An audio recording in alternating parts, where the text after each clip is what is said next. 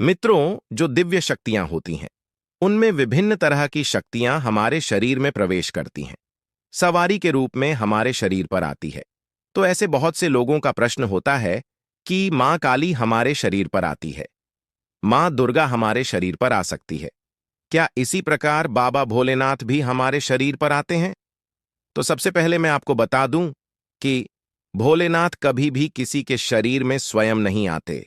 वो भोलेनाथ के दूत आते हैं।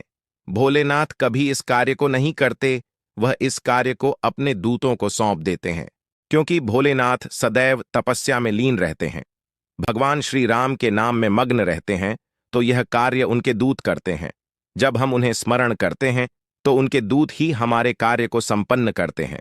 लेकिन जब भोलेनाथ अपनी समाधि से जागते हैं तो वह अपने भक्तों को देखते हैं और उनकी पुकार पर उनके कार्य सिद्ध करते हैं। भगवान भोलेनाथ के दूत भी जटाधारी होते हैं। जैसा भोलेनाथ का स्वरूप है, वैसा ही उनके दूतों का भी स्वरूप होता है।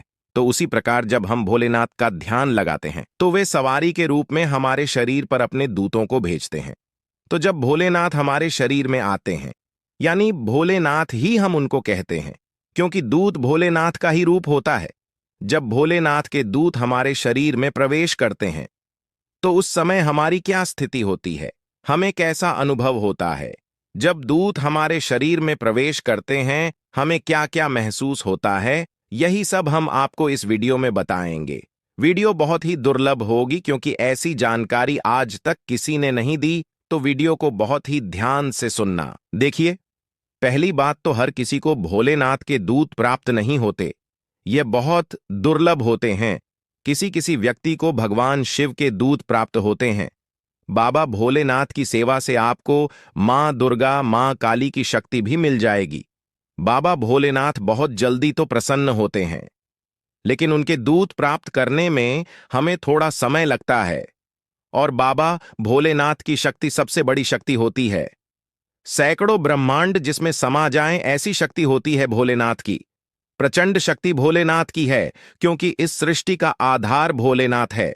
बाबा भोलेनाथ को प्रसन्न करना आसान है, परंतु उनके दूध को प्राप्त करना इतना आसान नहीं है। और जिनको भोलेनाथ के दूध प्राप्त होते हैं, वह हर संकट को काटने में सक्षम है। क्योंकि जब संकट काटने की बात आती है तो मां काली को याद किया जाता है। लेकिन ऐसे भी संकट होते हैं जिसको काटने के लिए महाकाल की शक्ति को बुलाया जाता है, और अंतिम विकल्प में ही बाबा भोलेनाथ की शक्ति को बुलाया जाता है, क्योंकि इनकी शक्ति आती प्रचंड है। और जिस संकट को बाबा भोलेनाथ ने काटा, उस संकट का तो अस्तित्व ही नष्ट हो जाता है। जब भोलेनाथ के दूत आपके शरीर में प्रवेश कर रहे होते हैं तो आपको ध्यान में बर्फ दिखाई देती है। चारों तरफ आपको बर्फ ही बर्फ दिखाई देती है।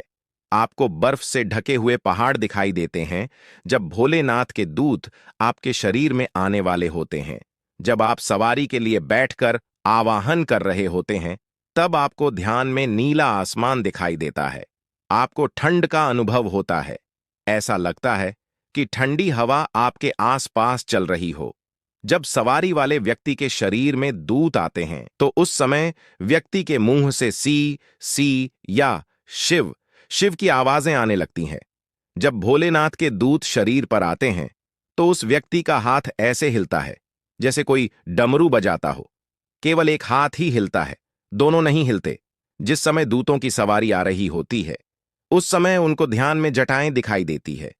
उसके बाद जब दूत आ रहे होते हैं, आपको भस्म लगा हुआ शरीर दिखाई देता है।